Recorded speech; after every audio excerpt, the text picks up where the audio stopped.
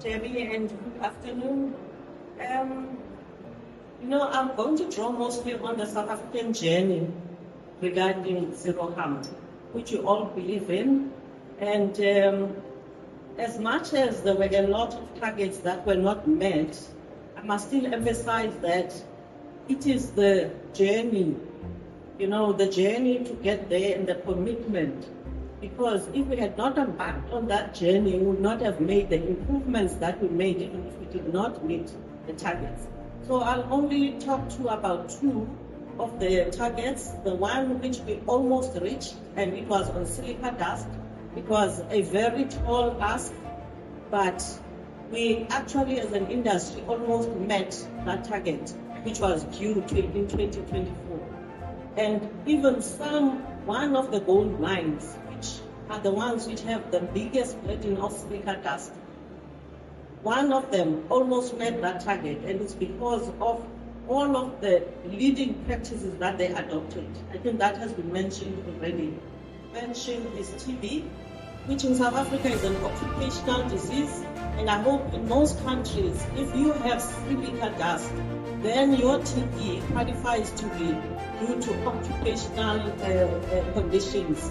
And so for TB, we had even more dramatic, improvements.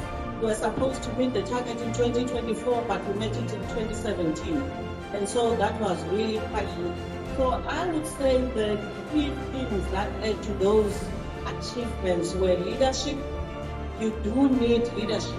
And that leadership started at the tripartite level, through Mine Health and Safety Council, whereas the tripartite, we are all committed to putting in place, initiatives. If not led, it will not happen. And again, the resources were put in place, and a lot of it was around promoting leading practices. At the Minerals Council, we have what we call is the MOSH Learning Hub, which is solely about identifying leading practices on force of ground, transport and machinery, dust, noise, and with each company, we identify who is doing well, how are they doing it, and you promote it to the other companies so that they don't reinvent the wheel, they learn from each other.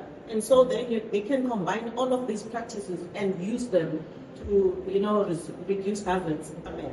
If you do not measure, then you will not know what you are doing. And I would say probably that's the best thing that we did, where from about 2015, when we had set those milestones or targets in 2014, we put in place a reporting system. And so for each company, they reported how they are, moving in meeting those targets. And I think it's quite powerful, especially for people like engineers who work with numbers. It's powerful for them to see that there is progress, how much the progress is, how much more needs to be done for them to meet those targets. So I would say those are the things that we did and which others can adopt, for meeting any targets really.